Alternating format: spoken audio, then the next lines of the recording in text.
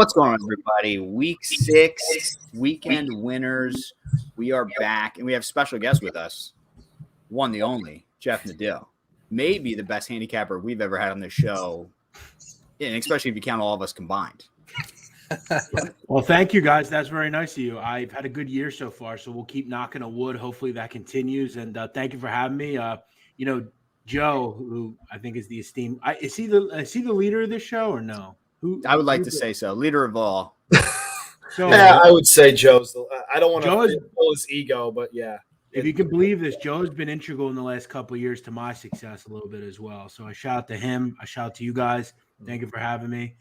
Looking forward to talking college football. Yeah, we're going to go through, and as always, we're presented by OddsCrowd. So make sure you go while you're watching this before the game starts. You have another hour before the game starts. Download OddsCrowd. Use referral code brand1 or brand 9 or whatever. What is yours? Brand 13. Brand 31, but use brand 1. Download OddsCrowd. Listen, it's the best fantasy gambling app out there. You bet fake units to win real units. You can bet up to 10 units now per play. You can bet 50 units a day. You join the college football contest. They're giving away $3,000 cash. You do not want to miss out. And if you can bet 10 units, you can be up the leaderboard in one weekend. So download OddsCrowd. Use our referral codes brand 1. All right. Brand 3, nobody's downloading your brand. All right, let's get right to it. I want to start. We're not going to go in order. Usually Kevin's got the order down. He's not here today. He was killing a deer tonight, I believe. I saw a picture of his brother holding a deer, so he's killing a deer. So I'm in charge. We're not going to go by time at all. We're going to be bouncing around a lot.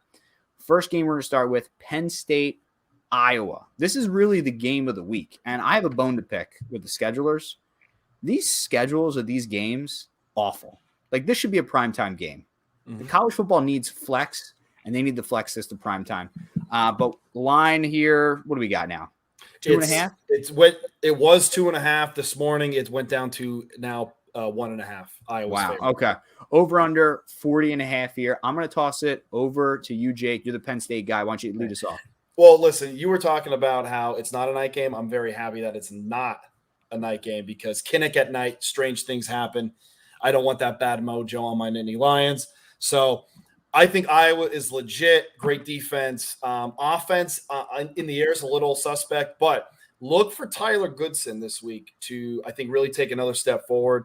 I'm not taking the spread, but I am taking the under 41. I think this is going to be an absolute knife fight. Well, Jay, what do you got? Yeah, so building off of what Jake said, I mean, knife fight, right? It's two really strong defenses, two teams that play historical Big Ten football. You're looking at Iowa, who, I mean, still using the fullback like the good old days. Love watching Iowa football. And, I mean, it's like Jake said, Penn State should be very thankful that this isn't a night game at Kinnick. As he said, weird things happen, but I like Iowa to win this game. I'm like Jake, though. I mean, I don't trust the spread here. I'm taking the under as well at 40.5. Jeff, what do you got? What do you like in this game? Yeah, I'm kind of disagreeing with you guys. I think I was fraudulent. I really do. I don't think their success is sustainable. The reason that they're winning games is because they lead the country in turnover margin. I don't think that's sustainable against a good football team like Penn State. I'm not a big fan of this school as a whole, but I think defensively they're really good. I think outside of Georgia, who's historically good defensively, they're right there. This is a really good goal line defense. I think I was slid by. Look, last week they had, 6 interceptions given to them by Maryland. I just don't think that a good team's going to do that. I think they've gotten lucky this year. Keep in mind, guys, 77th in completion percentage, sub 60%. Quarterback's not been good. They're 109th in total yards. I don't think that's going to get the job done against a really good Penn State defense. I like Penn State. I took them on the money line here. Wow, I like that. So I'm actually riding the under in this one as well with the other three gentlemen. I just don't see this at all being a high-scoring game. I mean, even Penn State last week, I thought they were going to put up 35 against Indiana. You know, they get a 24-0 victory, but at home under the lights, I thought that they were really going to blow them out of the water. This Iowa team, just like you were saying, Jeff, they get a lot of turnovers. I'm interested to see what they're going to do if they can't force a turnover and what that's going to look like for their game plan, if they're going to be able to score enough. So I don't like the spread here because I think this game could go either way. This is the This is the craziest part about this game is that I feel like we know who both of these teams are, but at the same time, we have no idea yet. So this is going to be a big measuring stick game for both of these teams. I like the under in this game. I got it at 42 when it opened. I'll take it here at 41 to ride with you because I know I catch a lot of heat for taking lines earlier, but that's just because I'm smarter than you guys. And if I see a line I like in the beginning, I'm just going to take it. So give me the under 41. I'll ride with you on that People that complain and whine about numbers that other people get, they're jealous they didn't get the number. Thank you. Worry about yourself and the number you get. The best thing about games winning, obviously, is winning, but getting the best number and winning is also very important. So a shout out to you for getting good numbers. Thank you. Last week, I caught a whole lot of shit because when the number came out and Cincinnati opened at +2, I couldn't jump on that fast enough. And then by the time the game opened, they were -2.5. I caught a bunch of shit, and they even gave me -2. Whoa. It doesn't matter. I'm going to win either way. But +2, you jump over. We gave you your +2. We gave you your +2. No, I watched the show too. I heard it. It's horse shit. I heard it. No, we're going to give Joe -2. All right, let's move on. Next game, big one. Red River Shootout, one of my favorite games of the year. This is one that I'll usually just blindly just bet the over without even looking at it. It's just a fun game to bet. I'll open up here.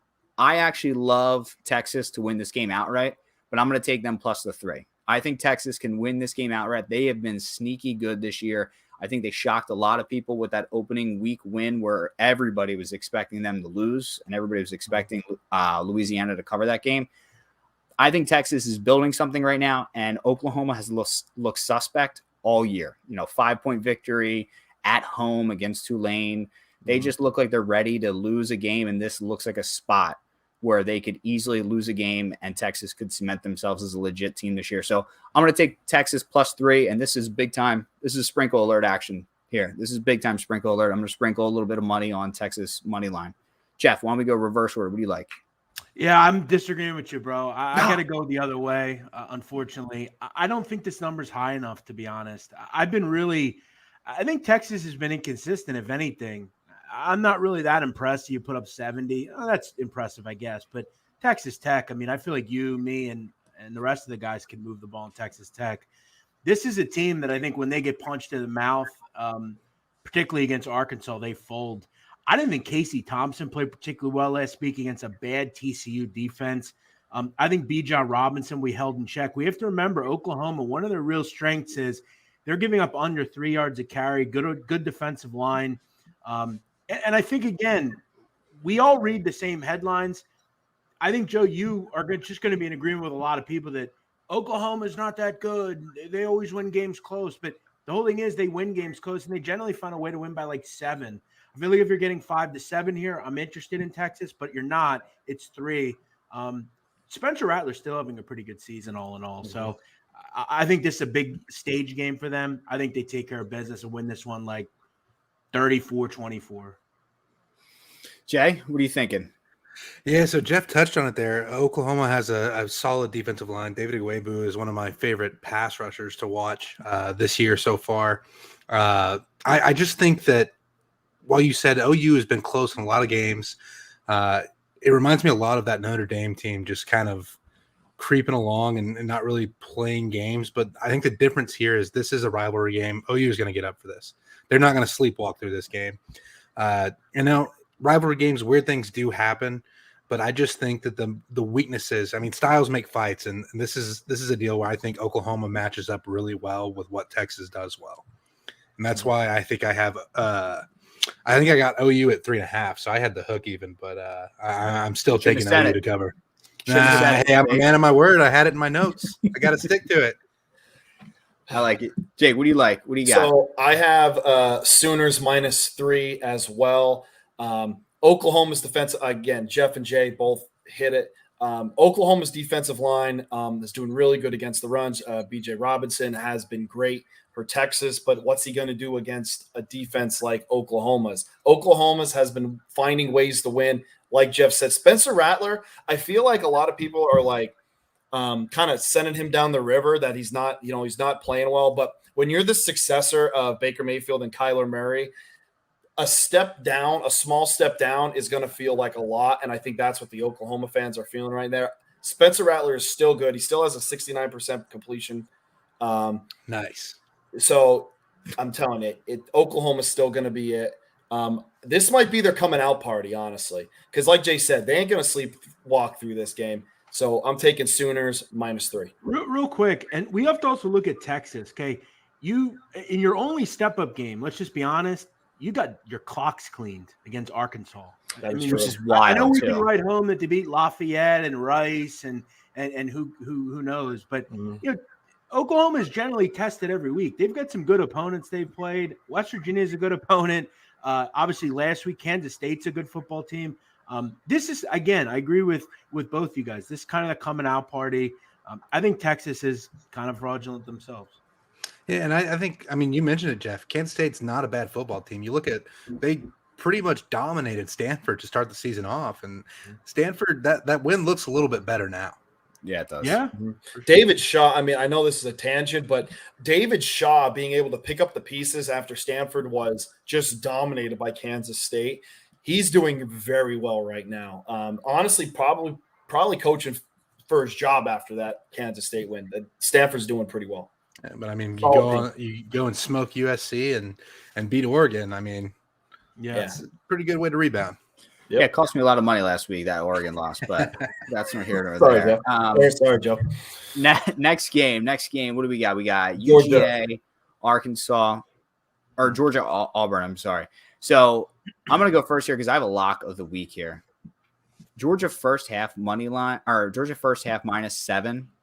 That is a lock of the week. There's no way that is going to lose. The other play I like in this game when I think about it is I kind of like the under here because Georgia's defense, as we know, best defense in the country. Their first team defense has yet to give up a touchdown at all. I think they keep this a low-scoring game. Auburn likes to run. If they're going to be successful, they're going to be putting the ball on the ground. Clock's going to be moving fast. If I was taking two plays here, I would take the under in this one as well. But I'm taking the lock of the week, and that's Georgia first half -7. No way that loses. I won't come back on this show ever again if that loses. That's how confident I am in that play. Okay, we'll have to get a permanent sub. Jake, what do you like? But you say Jake or Jay? Jake. There's too many J's on the show. Yeah. We'll have to come up with something on that. Yeah. All right. So I actually like Auburn plus 15.5 this week.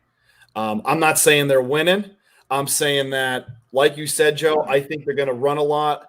I know Georgia's defense is good. I think that right now, Georgia, after beating the hell out of Arkansas like they did, I think they're going to take a big step down this week. It's in Auburn. And I don't know if I believe in the Georgia offense. I know it's good, but Auburn's defense isn't terrible. I do think Auburn's going to stay in this game enough. I like him plus 15.5. Jay? Yeah, so I gotta disagree on this one. I think that Georgia's defense is going to shut down Auburn. I mean, Bo Nix had a decent game last week against LSU, but Bo Nix is still Bo Nix. Georgia's offense, the thing that they do really well, or that they did really well against Arkansas, was the interior run blocking. I mean, they just chewed up Arkansas in a way that was honestly kind of frightening to witness as a defensive lineman, especially just the pushback they were getting on the ball. Now, it does worry me a little bit that this is on the road, and I've played in Jordan-Hare. It is an incredible environment, especially when the fans are getting into it. And after a huge win last week against LSU, I think it's going to be a hop in place there for the afternoon kick. But I still just think that Georgia has too much talent, especially in the trenches, for Auburn to hang around in this one. And I like Georgia to cover the 15.5. Jeff? Yeah, they keep putting these totals in Georgia games mid to high 40s, and I'm not sure I'm understanding why. I think this has the potential to be a historic defense. I mean, they're like absolutely shut down, and they don't allow anything.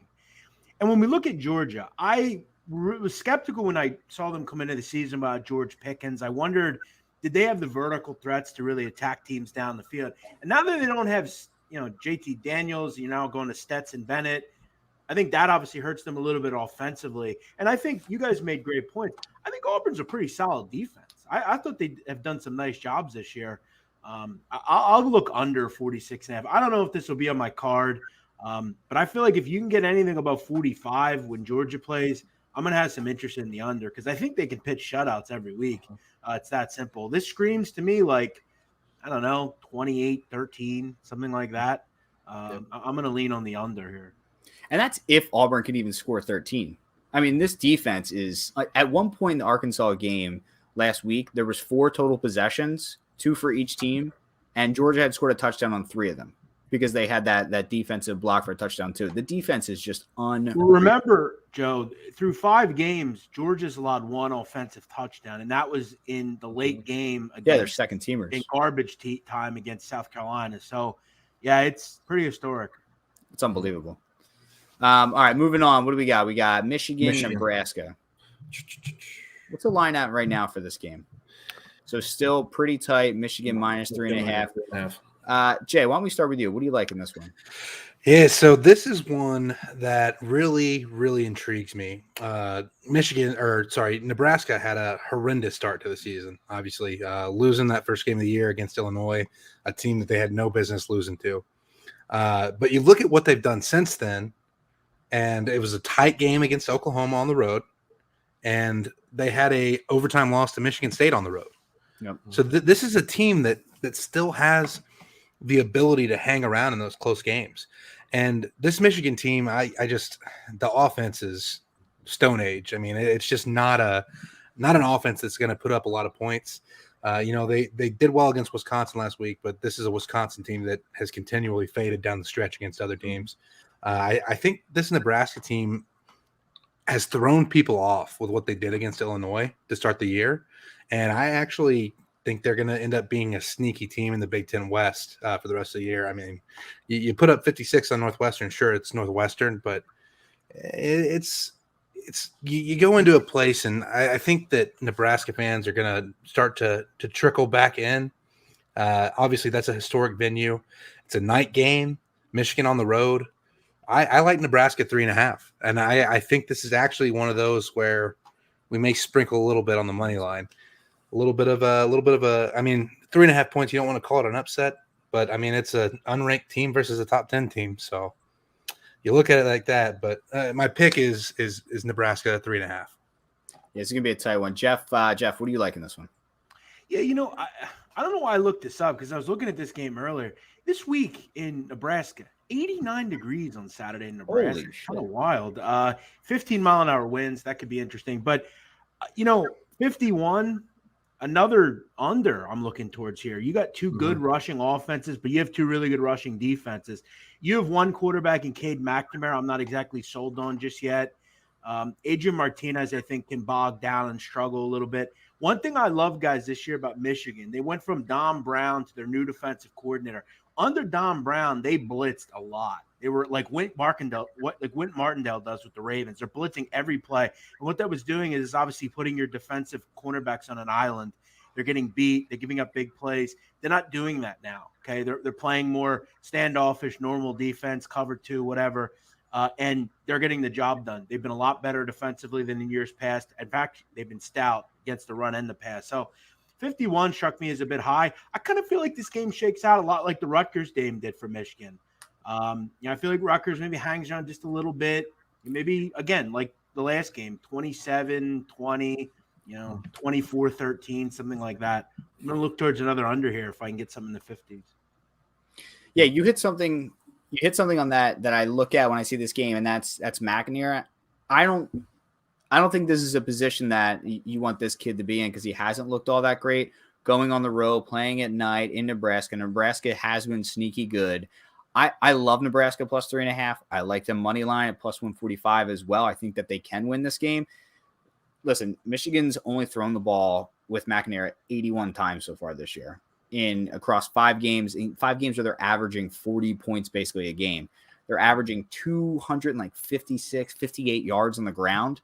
So if they're not getting it on the ground, which I don't think that they're going to do easily against this Nebraska team that's shutting running backs down to like 120 yards a game, they're going to have to put the ball in his hands. And I think that's going to be a big time advantage for Nebraska here, force him to do something dumb. Now the question is, can Martinez not do something dumb? Because nobody's been more more classically trained to do something dumb at the end of games than him. So if he can avoid doing, this is going to be the who does something dumb less game. That's what this is going to be. But I like Nebraska.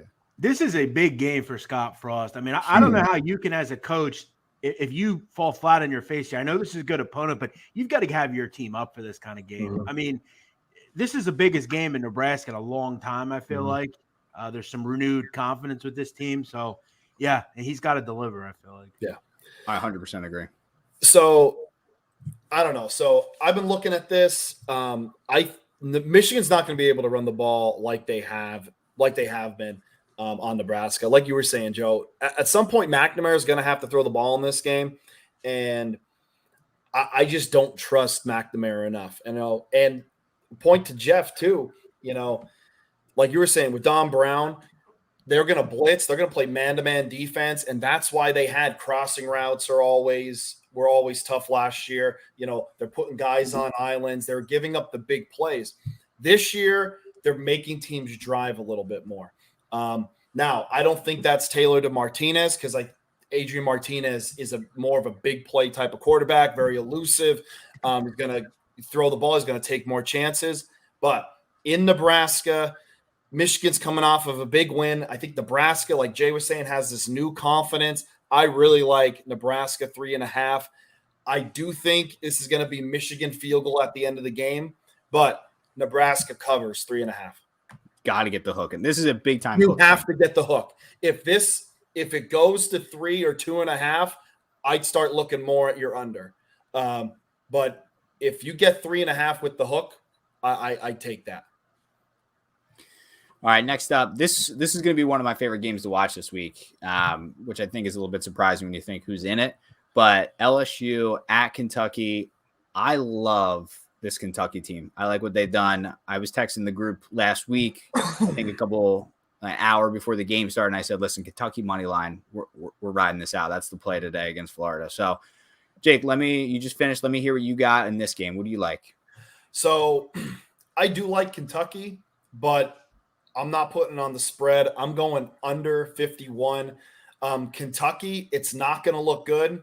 In my blog, I put, it's going to be ugly, but it's going to work. They're going to play tight defense. They're going to play good special teams, and they're going to run the football. They're going to shorten this game a little bit.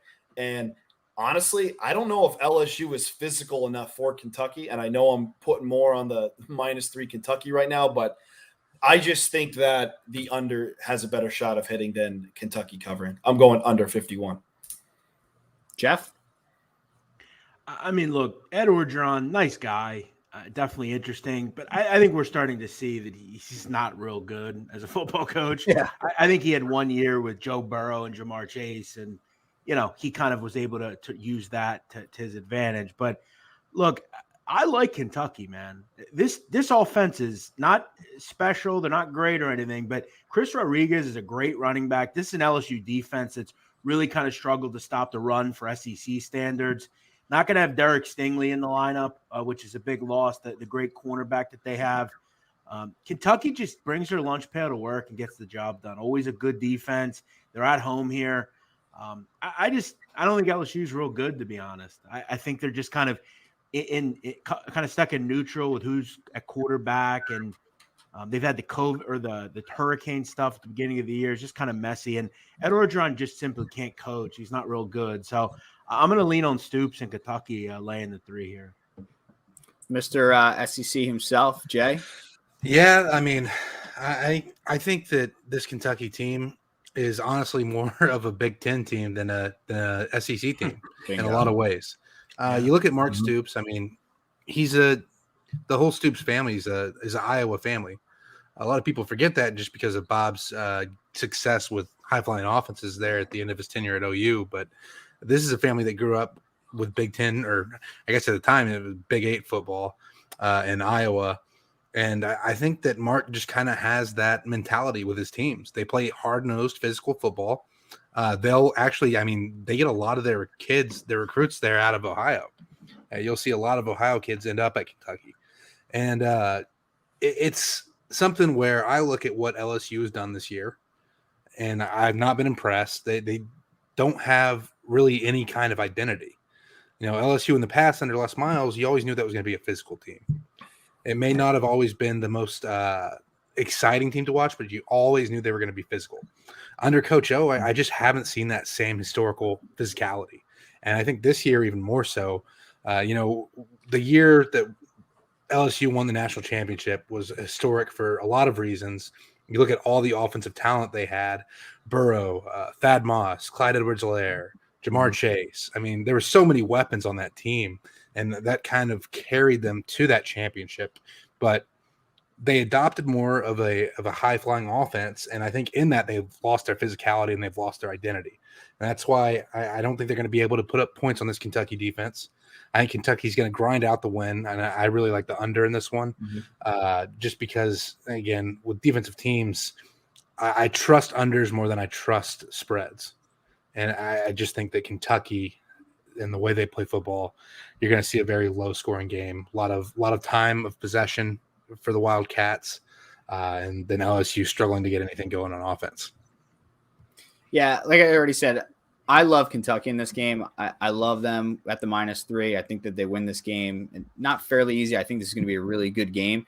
But I think LSU, for them to win this game, they're going to have to score 24, 27. And I just can't see them doing that. They had to score 28 to just beat Mississippi State. I think Kentucky's going to hold LSU to 20 or under. This is going to look very similar to Florida last week, maybe with just an extra score here and there. Max Johnson has been, he's got 16 touchdowns. He's got 4 picks, but I mean, they're playing Central Michigan. They're playing McNeese State. So where's that really coming from? So I'm not too worried about that. I think that this is going to be a Kentucky win, start to finish. I think that they look like the much better team. I think this is going to be a little bit of a drag out just because Kentucky's offense might have a little bit of tough time getting started, but I love Kentucky here -3.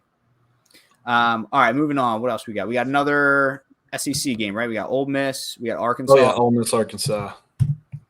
I don't understand. I'm going to go first. I don't understand this line. This line to me makes no sense. I think Ole Miss is going to kick the living shit out of Arkansas. I mean, I just think start to finish, they're just going to beat the piss out of Arkansas. I think Arkansas is fake. I think that, them being ranked 8th going into that game last week, I think was a big time mistake. And it had a lot more to do with them beating A&M the week before. But, sorry, Jay, A&M stinks out loud this year. I think that's fair to say. So I think that their 8 ranking going into the game last week was big time fake. Ole Miss, they got their doors blown off by Alabama as well. But, who hasn't in the last 15 years gotten their doors blown off by Alabama? So, the popcorn thing, that was a tough look. I'm going to say it. That was a real tough look for Lane. He's going to be looking to come back. I love Ole Miss here, minus. I actually have him at 6. I'll be a man of my word as well. I got him at 6. I think Ole Miss wins this by easily 10. Mr. SEC, Mr. A&M, why don't you tell us what you like?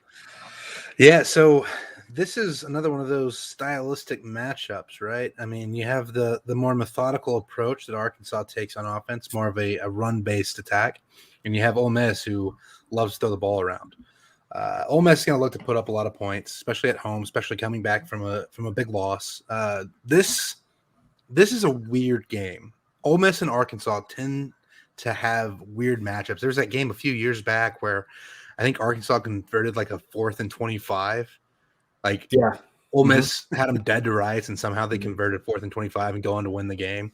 So I'm staying away from the line on this one. I just don't trust either team to cover. I think it's just going to be a weird game. That being said, I do think we're going to see a lot of points. We know that Ole Miss loves to put up points, and Arkansas, while they aren't a team that is necessarily given to giving up a lot of points, I think what you look at here is the style of teams that Arkansas has played thus far. They haven't played an offense like this Ole Miss offense. This is a team, and Arkansas runs a lot of a 3-man front, dropping 8 into coverage. But this is the Ole Miss team that will find the holes in that type of coverage and exploit them to the fullest. And I think you're going to see Ole Miss have a lot of big plays. And I think that Arkansas will be able to keep up with a strong running attack. But I don't see them hanging around, and I don't see them stopping the Ole Miss offense. So that's why I like the over here. At 67 points, yes, it's a lot of points, but this is an Ole Miss offense that's capable of putting up 67 points on their own on some days. So I like the over here, and that's going to be my pick for this game. Jeff?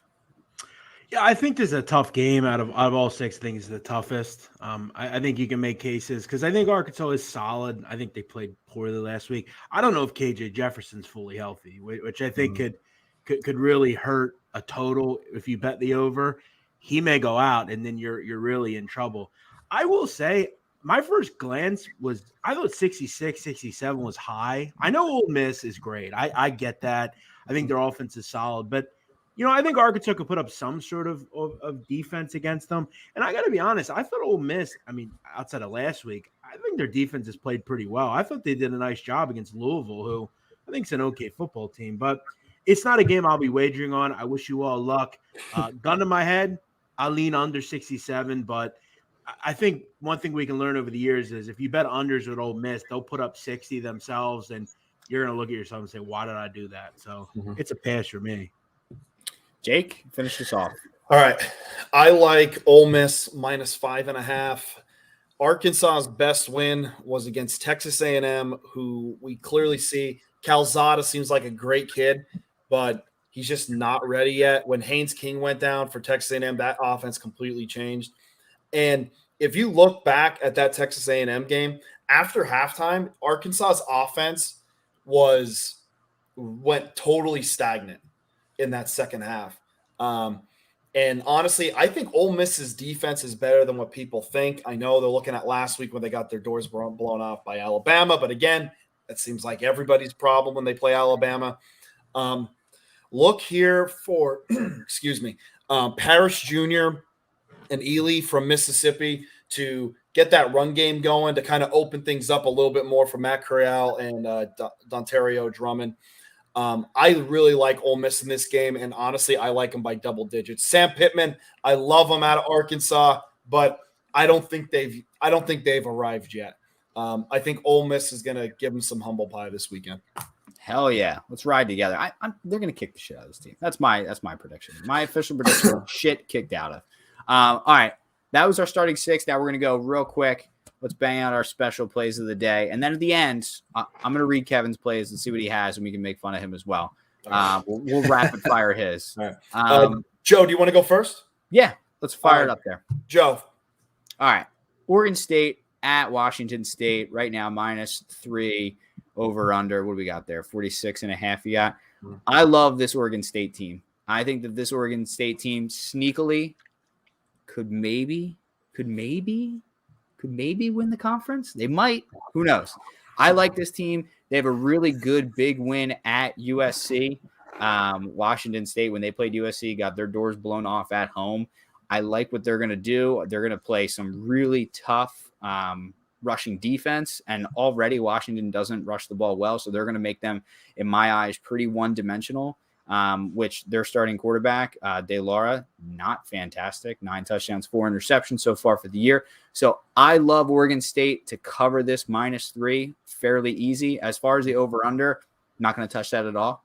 Not even worried about that because both these teams have shown that they can score 45 and have shown that they can score 20. So we're going to stay away from that completely. But I love Oregon State in this game, -3. I think they have a chance to go out there and possibly compete for the conference championship. You heard it here first. All right. Jay. I tell you what, hey, why are we watching this game, Jake? Because we're sick, disturbing individuals. Exactly. UConn and UMass, battle of